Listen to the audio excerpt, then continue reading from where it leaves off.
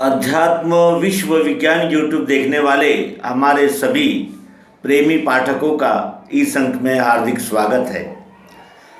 स्वामी जी श्री जीवनानंद जी चैतन्य, इनके जीवन चरित्र को जानने के लिए जो अनुरोध आया था, उस अनुरोध को हमने यथामति यथाशक्ति पूर्ण करने का प्रयास किया।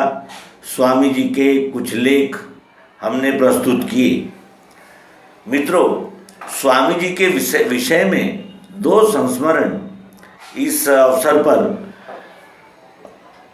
पहला संस्मरण है कि जब पहली बार हम केंद्रीय अध्यात्म विज्ञान शाला में गए और हमें प्रवेश दिया गया, तो पहले ही सत्र में प्रश्नोत्तरी का समय था और वो प्रश्नोत्तरी में क्रमशः प्रश्न पूछते हुए जब वो माइक हम तक आया तो हमने स्वामी जी से पूछा कि स्वामी जी, एक प्रश्न है हमारा और उससे संबंधित दो उप प्रश्न हैं। पहला प्रश्न है कि मृत्यु क्या है, और दूसरा प्रश्न है मृत्यु से डर क्यों लगता है, और तीसरा प्रश्न है कि मृत्यु का डर कैसे निकलेगा। इस प्रकार के 3 प्रश्न हमने उस सत्र में पूछे और स्वामी जी ने किए हुए समाधान से हम तृप्त हुए, क्योंकि यह प्रश्न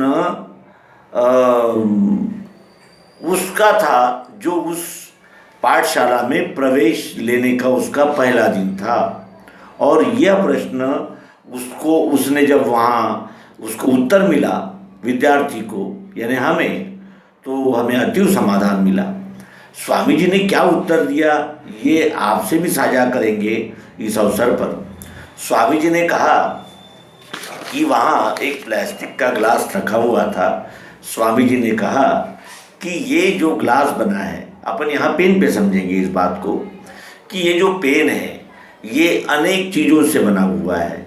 इसका ये पार्ट अलग है, ये पार्ट अलग है, ये पार्ट अलग है, इसमें ये पार्ट अलग है, अलग अलग पार्ट मिल करके ये पेन बना है।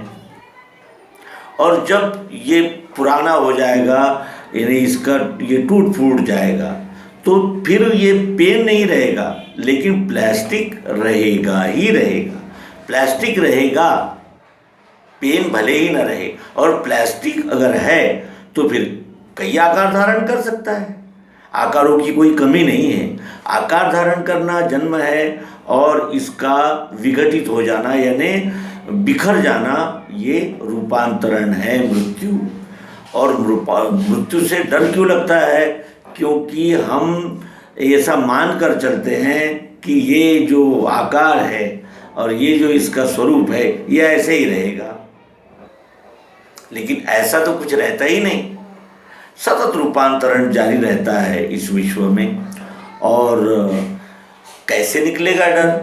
तो उन्होंने उत्तर दिया था कि जब हम ये जान लेते हैं कि पंच महाभूतों से ये सारा ढांचा तैयार हुआ है, इसमें 3 गुण क्रिया शक्ति है, क्रियाशील करती है, कफ वात पित्त बनकर इस शरीर का संचालन करती है, और ये उसका सगुण साकार रूप है।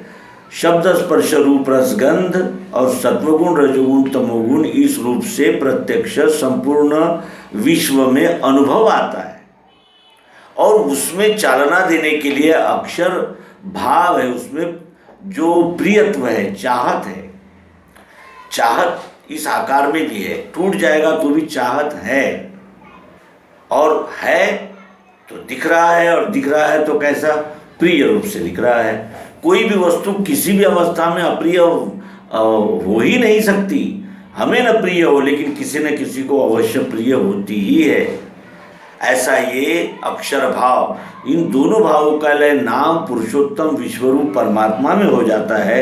जब व्यक्ति अपने स्वस्वरूप को यानी इस प्रकार पिंड ब्रह्मांड की एकात्मता करके जान लेता है, तब उसका बिखरने का, विनसने का, रूपांतरित होने का डर निकल जाता है। क्योंकि वो जानता है कि मैं प्लास्टिक हूँ, पेन के आकार में हूँ, लेकिन मैं प्लास्टिक हूँ।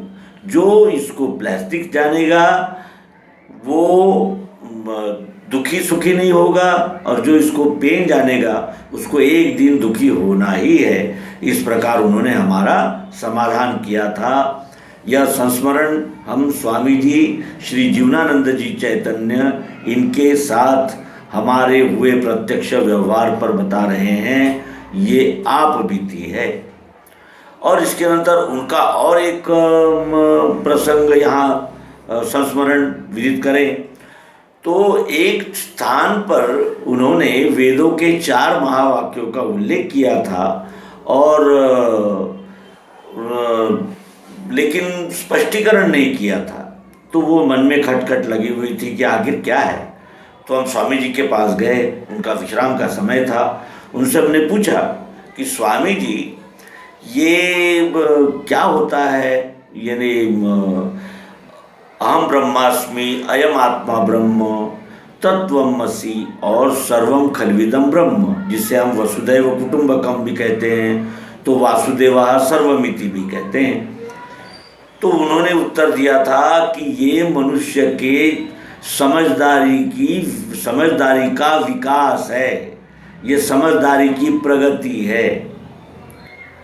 अहम ब्रह्मास्मि से शुरू होकर वो बोध सर्वम खल्विदम ब्रह्म यहाँ तक जाता है। तो ये 4 महावाक्य मनुष्य के समझदारी की सीढ़ियाँ है, विकास की सीढ़ियाँ। तो इस तरह हमने स्वामी जी से संबंधित कुछ संस्मरण आपसे साझा किए, और आपसे भी अनुरोध है कि स्वामी जी के साथ के अगर कुछ संस्मरण, उल्लेखनीय संस्मरण हो तो वो अवश्य ही हमारे साथ साझा करें।